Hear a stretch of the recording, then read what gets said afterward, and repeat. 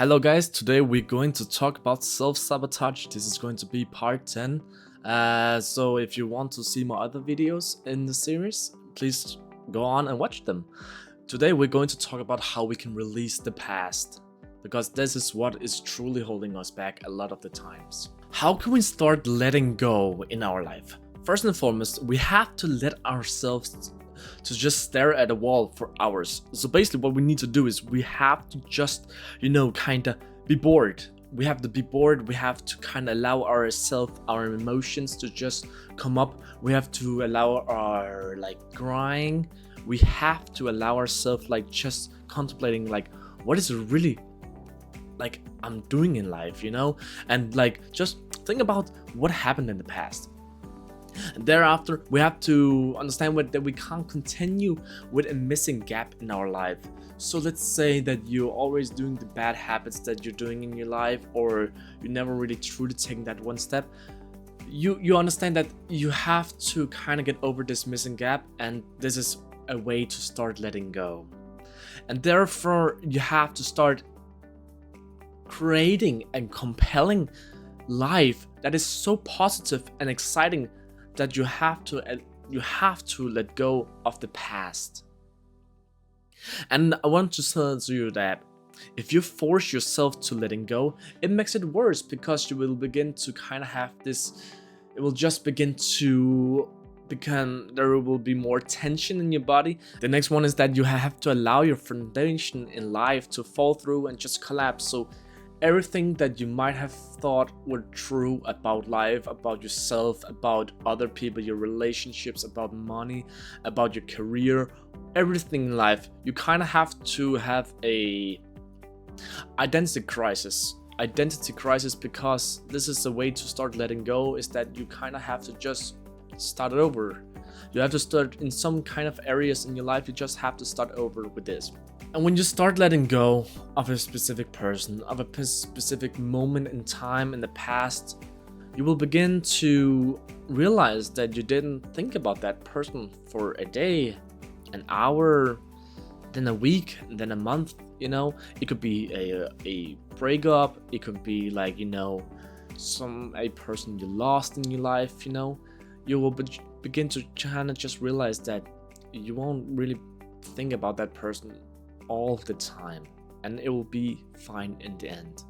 The next one is a trick to release old experiences, and I just want to tell you that the experiences that hurt you the most in life, most of the times, is not that it happened, but it's that feeling that you were wanting that feeling, but it was not right for you.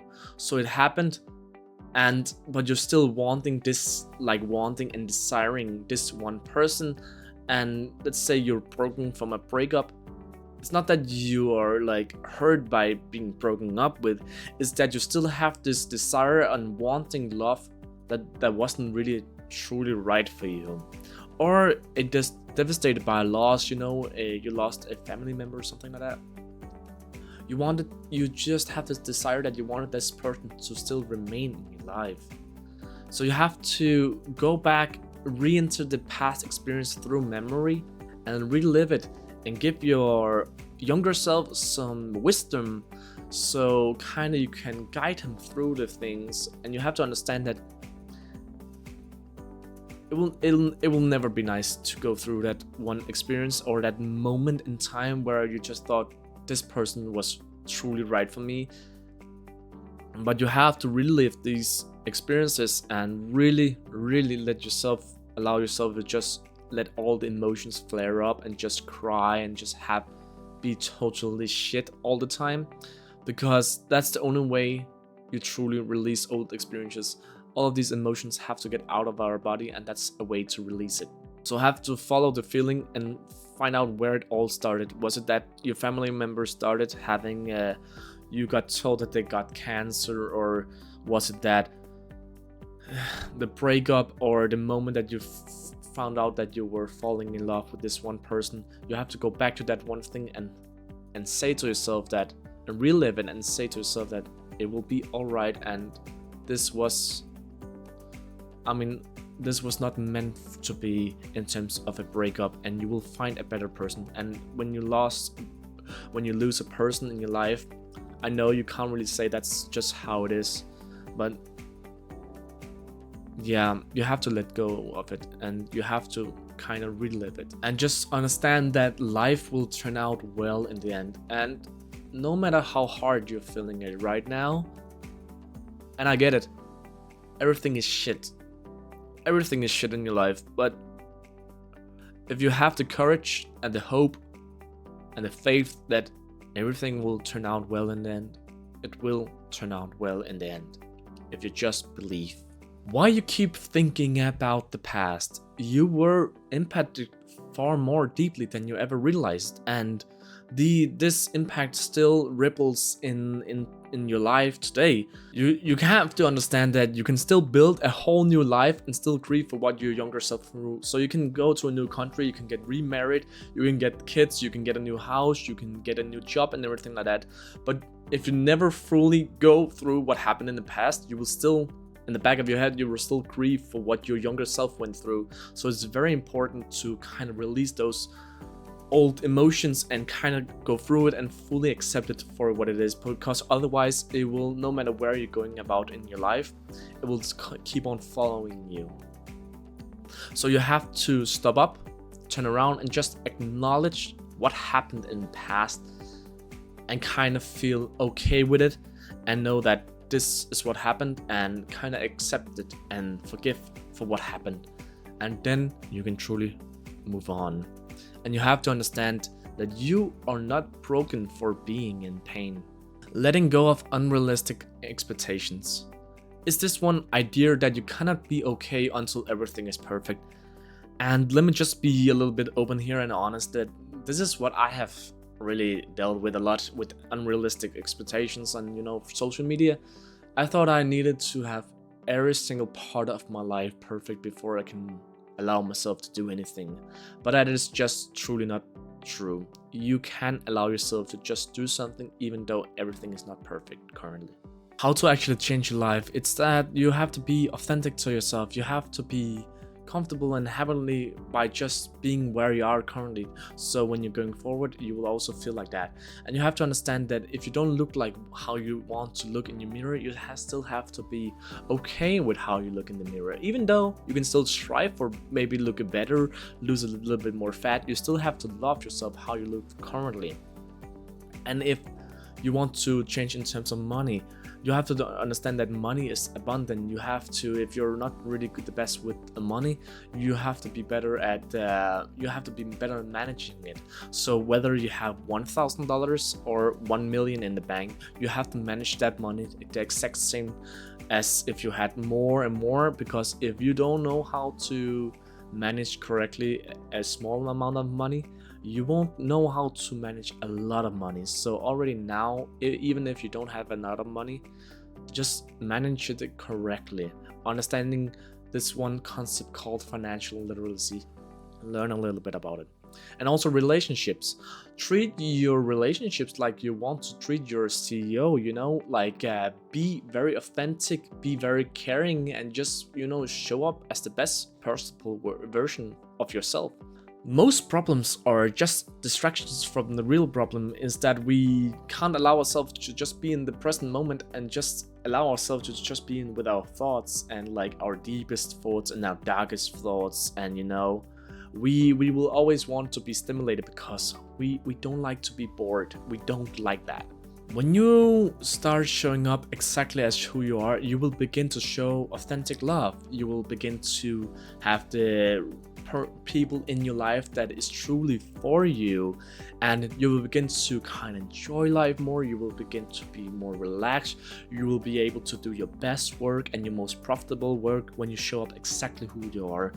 Don't fake who you are, because if you fake who you are, you will also find the relationships that will want that fake version of yourself, but they will never truly want you, because it's just a facade. It's not truly you.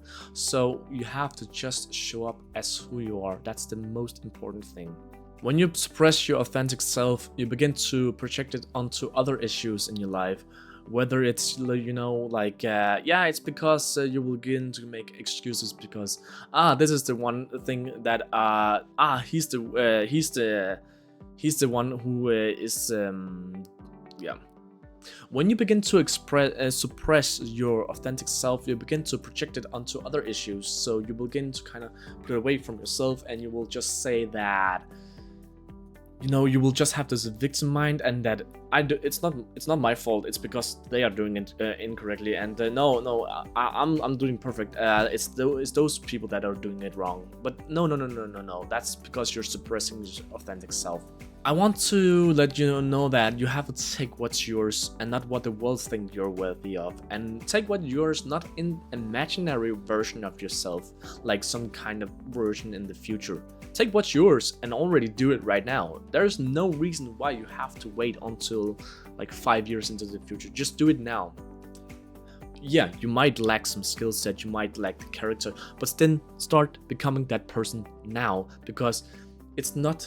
If you keep on projecting it onto an imaginary version of yourself into the future, you will never get it. You have to almost kind of think that you already have it right now. It's already mine. That's the kind of mindset you have to go into that. You have to understand what leaves the past is clearing the path. So if there was a relationship, a friendship, or a job or whatever, if it never was truly right for you, or let's say side hustle, it will never remain in your life. When something feels right for you, it brings you clarity. When something is not truly right for you, it brings you confusion.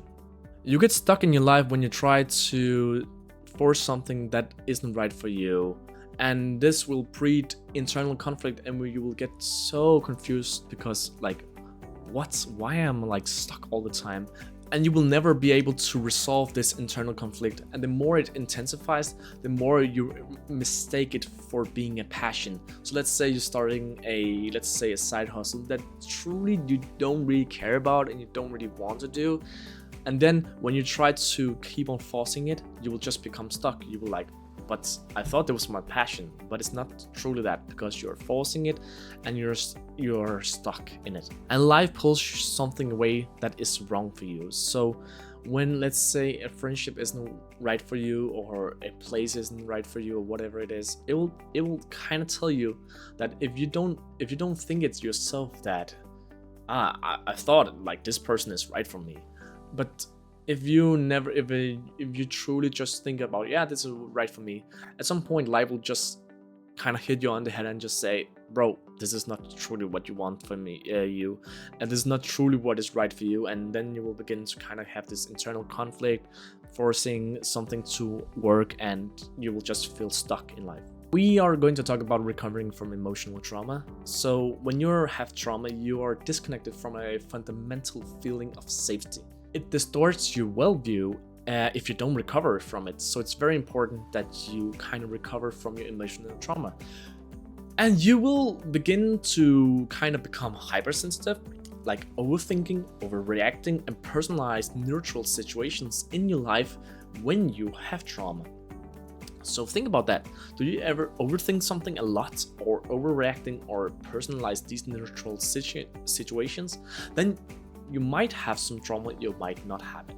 You will seek out the potential threat in almost everything. You will always, because you haven't kind of recovered from it, so there is always always sensitive, you will always see oh, there's something wrong with this person, or there's always something wrong with this situation, or there's something wrong with this, you're always trying to be on the lookout. The way we recover from it is that we have to reestablish a feeling of safety in the area that traumatized you.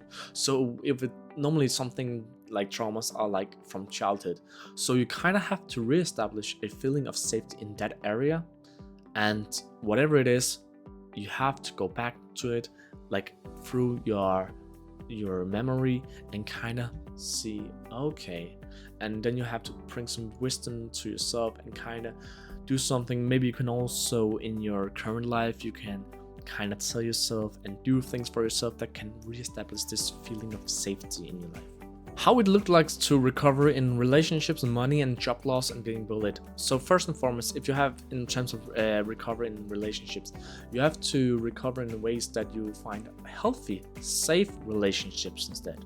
Or if it's money, you have to have some emergency fund or some money that can cover emergency expenses. And if it's a just job loss, you have to kind of build up your career to a point where you won't get where you can't really be replaced a lot, and also that you have that you are able to have a side gig on the side, so if anything happened, you still have some money coming in. And the next one is being bullied, and how we can do that is by finding new friends and better friends. So if we're bullied, we're able to recover from it by finding better friends and more friends that are more worthy for you. Releasing emotional backlog. You have to understand that hidden emotions that you kept on putting off and off and off, they're like unread notifications building up. And you know, it's like you have 1,000 notifications, and if that's always in your body, you will always feel like uneasy, unsafe and stuff like that, because you have so many hidden emotions built up into your body. How we avoid our feelings is by using substances. We project feelings onto someone else. We say we always become our victims, it's never our fault, and that's how we avoid our feelings. Emotions become stuck in your body, so the moment that you're suppressing or ignoring your emotions, they will become stuck in a micromuscular activation in your body. So what that means is that it will kind of be stuck, let's say, in your throat, in your chest. Fear is often stored in our stomach, so that's a way it's getting stored with the micromuscular activation. It gets stored in our stomach. Heartache is in our chest. Stress and anxiety in our shoulders, like, you know, the weight of the world. And relationship problems is in our neck.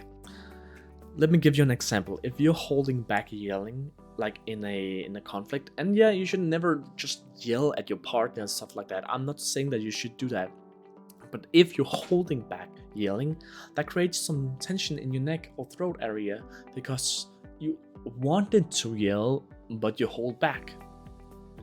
And yeah, that is good, because we will never want to just yell at your partner or your relationship or your parents, you know. But sometimes you need to get out of that. So you can, let's say, go to a forest and just yell how much you want and kind of get it out of your chest. Sometimes you can just feel more calm and more like the weight is off your throat now, and you know, you don't feel like as much tension there anymore. Use meditation to just feel. So like, don't take action in your thoughts, just observe them, just see how they are and just see them for what it is, and just have an observation of it and don't become involved in it. What you also can do is that you can use breath scans to find tension in your body. So you can take deep breath in and out without any pauses, and then you can, like, if at some point it goes like or you have a hard time breathing fully through at some point when you're breathing, then you can find out exactly like where it is in your body. The best way to release feelings, as we talked about earlier, is that you do it by feeling them all over again. You just have to get into the situation, like in your, like kind of in your thoughts, and just relive it and go back to it. Cry, whatever you need to do that, because you will feel much better afterwards. Moving forward isn't about getting revenge. Signs that you're still empty inside is that you're trying to prove something to others, something that you're not, or you're trying to keep on buying stuff and buying shopping and buying used clothing, like just to fit in. That means that you haven't get yourself your own worthy, and you still feel empty. Instead, you have to gain self-respect, real relationships, emotional freedom, mental clarity, a job you appreciate, and a work you respect. And you have to understand there's nobody to prove wrong but you. You don't have to prove anyone wrong, but just yourself. And if you're desperately wanting to prove someone else wrong, that means that you haven't allowed yourself to give your own approval. So waiting for others' approval means you still don't have your own yet. So if you keep on like, is this correct? Is this correct? If you're just always asking for advice for people, is this correct? Am I doing it correct? I am I okay? Am I weird? Am I this? Am I this? Am I this? If you're always asking people for advice about these things about yourself, then you don't have your own approval yet. Thank you for watching this video about self-sabotage and how we can release past feelings, past emotions. Let me know if there's anything else you want me to talk about in the future, and other than that, leave a comment, like and subscribe, whatever you want to do, and dislike the video if you didn't like it. And take care, guys, and peace out.